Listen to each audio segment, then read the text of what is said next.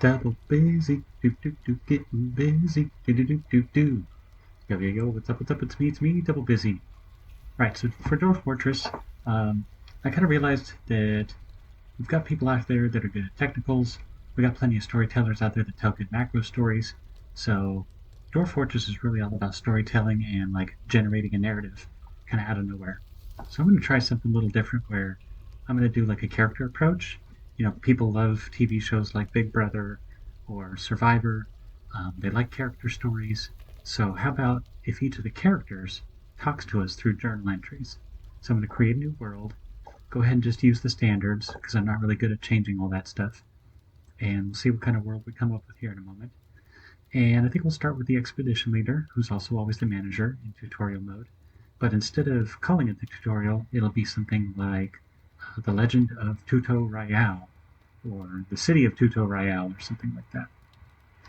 Let the world create here, and I'll let you watch it so you can see how everything develops. You can skip to the end if you want to.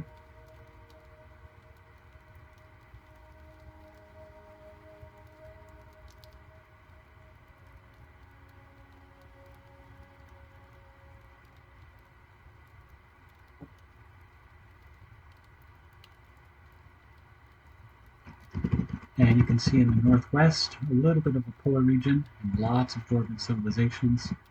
In the midwest, we have like a little lake out in the center and some humans and some goblins dabbled about. In the southwest, plenty of forests before you get to the polar southern regions, so a lot of elven civilizations. To the southeast, a little bit of an archipelago, and there's a volcano.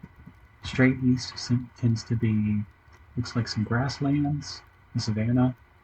Out there is a scorching savanna, but it's sinister. And then to the northeast is mostly ocean and just a kind of empty peninsula. Let's play now in that world. Fortress mode, of course. And we'll pretend that these 2 weeks are the traveling. And we're going to start tutorial. Let's see where it gives us. Right there in the center of the map, pretty much. And of course, they always give you forest, river, and some mountains. Probably very little aquifer, if any at all. And we'll find out when we look at the map. So, this is Captain Bisek, Chamberdwells. Let us begin the Legend of Tuto Rial. As you stroll through the market, a tattered, leather-bound journal catches your eye. When you pick it up and begin to thumb through yellowed pages, the old lady behind the table furrows her brow in focused thought. Her gravelly voice and coarse accent make it difficult to understand, but you get the impression this unassuming tome may be the most valuable item on the table. Either that, or she takes you for a fool and is desperate to make a sale. You come to the first page and begin to read, mumbling under your breath to yourself. Journal of Ral Mafolkokeb, Ral, Chamberdwellers. To my friends, Expedition Leader and Manager. 21st of Granite, early spring in the year 100 of our Lord Agoth. Our 2-week journey to the northwest end of the continent of distraction is complete. We found a cozy little spot right on the edge of the adventurous Barb Mountains and the surrounding Hill of Lakes region.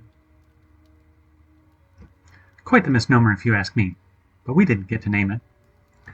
The girders of obeisance already dominate the lands to our north. But if we work together, the dwarves of flickering boulders can keep Fortress Chamberdwells free and independent under the law of the wooden spear. At least we're not the flickering boulders getting invaded by goblins from the south. The party nominated me Expedition Leader and Manager.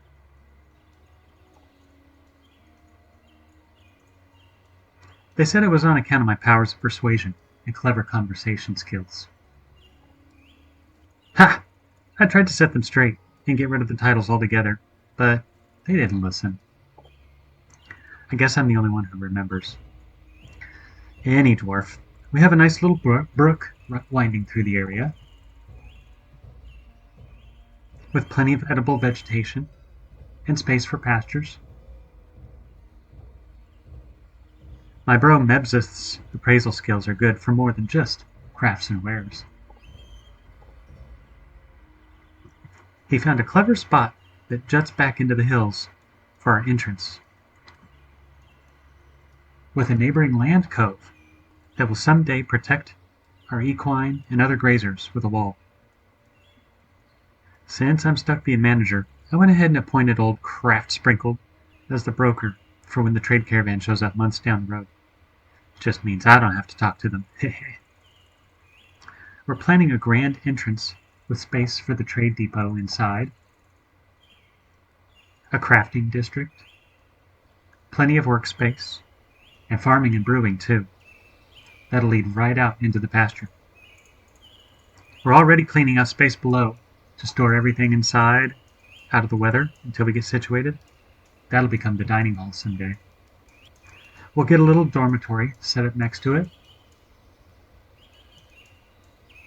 with some literal hole-in-the-wall offices for me and Esm. I went easy on poor old Clapped, the old girl. I got her to take account of our stocks in between her farming duties. The others, well, let's just say there's a lot of work to do. Lady Mebzeth has plenty of trees to chop and beds to build. Kumiel likes to go fishing so she can feed us. Food and stories. Urden is itching to start crafting and gem cutting. And Ushat, well, I don't know him like I do the others. But he's been doing a good job mining so far. At least they're all Agoth followers. Can't stand those other kind. Didn't bring none of them with us. Well, time to go throw back a swig and get back to work. These rocks won't mine themselves. Alright, well, I think that's a pretty good little start, giving a quick overview of where we are in the world and what's going on around us. Have to keep an eye on those goblins in the south. It's a pretty quick raid. There's quite a bit over here in the west, too. We do have a nice spot. I like where we're at.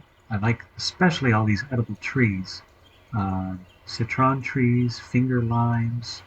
There's all kinds of melons around.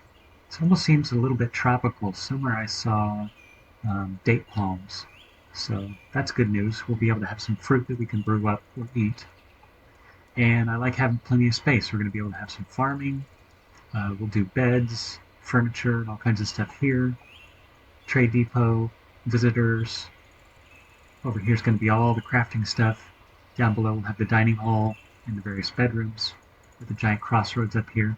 And my ultimate goal someday is I'm going to put like a ramp with a ditch and then drawbridges on both sides. And so anytime someone comes to invade, we'll pull those up. They'll have to go all the way down this tunnel.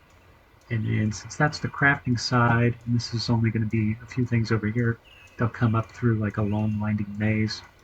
I'll put in traps, I'll put in fortifications, and blast them with all kinds of bows and arrows. Got to meet some of our characters, learn some of their main skills, and kind of get it from the point of view of Ral. You know, who his friends and relations are, and what kind of person he is. Things he's thinking about, his personality.